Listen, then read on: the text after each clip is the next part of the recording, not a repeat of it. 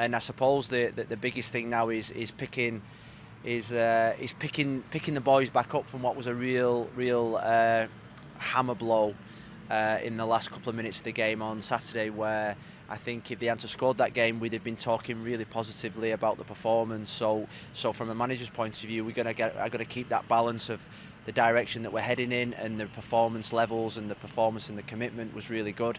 And we come up against a team that's probably the informed team in the league in terms of the last weekend. I watched the game on Friday night. It was mind-blowing how quickly they got out the blocks, how quickly they scored the goals. We're glad that Carranza can't play, which we know the qualities of Julio. I'm sure that they'll miss him, but they've got many other players in that team, and I think I've said it before in the past. I think Jim's one of the types of managers that you can really admire because of his sticks to his philosophy really well. He plays young kids. You saw the young kids that went to the U20s. I think there was 4 of the Philly kids that went there, so they've got a really good foundation at their football club, and they've got an outstanding manager, one of the best in the league, who knows exactly what he wants his team to do, and that's why they are always up at the top end of the table, and they will be no different this year. So we're playing one of the top teams in the conference, and the next 2 games I feel is going to be pivotal in our season in terms of picking up points and us making inroads into a league that's becoming really condensed from top to bottom. And I think the second half of the season will be just as exciting. And we're now ready for the next challenge. Yeah, I read an article from him the other day about his limited chances in Inter Miami because of Gonzalo, and that's right. He had somebody like Gonzalo in front of him.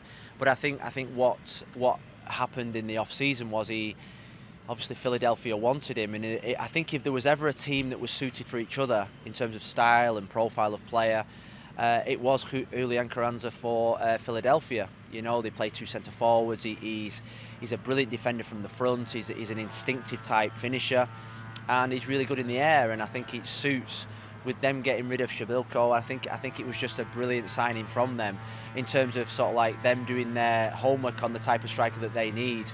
And I think he's repaid them with some really good performances and goals. And we really liked Carranza at this football club. It was just one of those things where we just couldn't give him the opportunities that he felt he deserved, and we felt his performance deserved, really. Well, we've been scoring goals at home.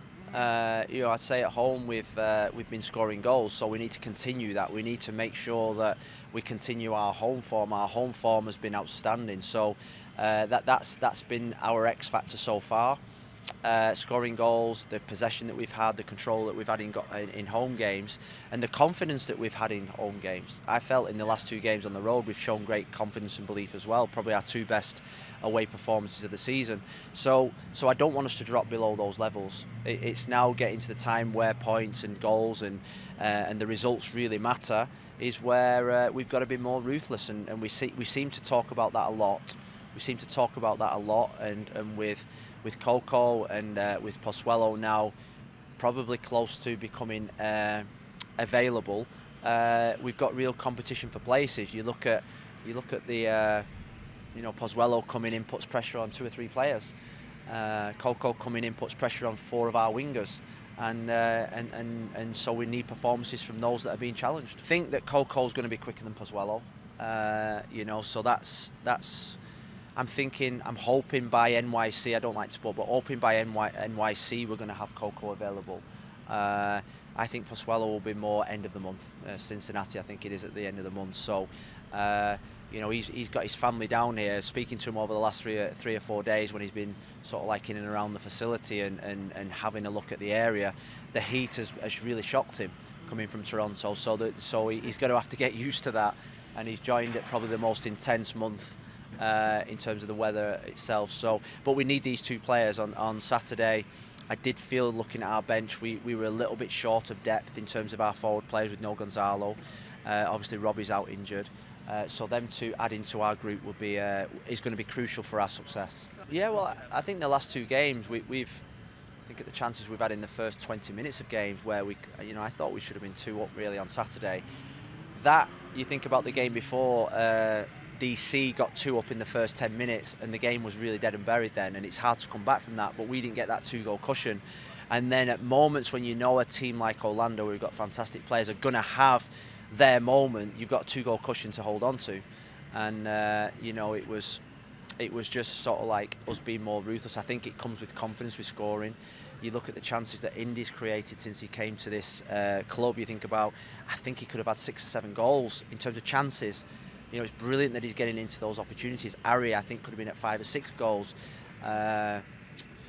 Emerson could have scored against Dallas. So you think about like our goals tally at the moment, there's probably 5 or 6 goals missing from that tally by composure, a little bit of ruthlessness in the final third. And that's what these players have to add to themselves. We work really hard at the finishing bit because we feel as that will be the difference makers for us. And really, you know, it's about that moment, about having that composure that the great players have.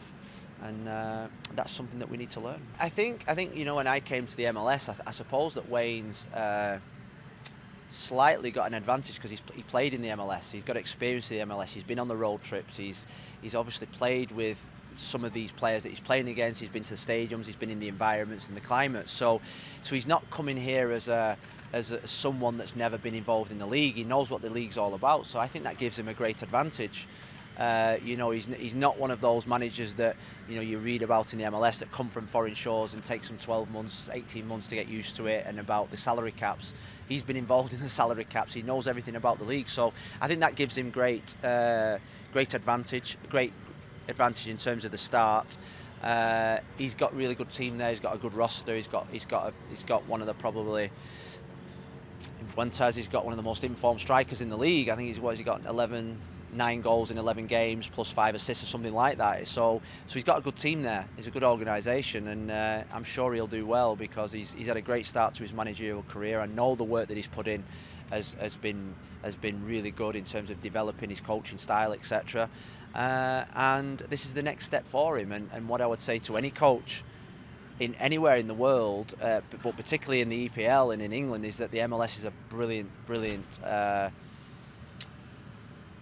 league to manage in. It's the most difficult league in the world to win, to be successful in. He's just going to have to get used to the rain delays and and the lightning. It won't be easy though, will it? It won't be easy, you know, it won't be. No, it's going to be really tough because he comes with a really good reputation. He comes with, you know, one of the most iconic figures in English football, the most successful scorer in England and Manchester United's history. So that brings a level of expectation. Everything that Wayne does brings a level of expectation. But ever since I was introduced to him and we became teammates, you know, the boy has got that touch where he succeeds. The boy has got that hunger and desire to do everything it takes to be successful. And I think in his managerial career so far, where he was thrown really at the deep end at Derby, where they had no money, they had takeover problems, they had points deduction, he nearly performed a miracle. So in a way, this job might be slightly easier because he'll be under better conditions. There is no relegation in this league like there is in England.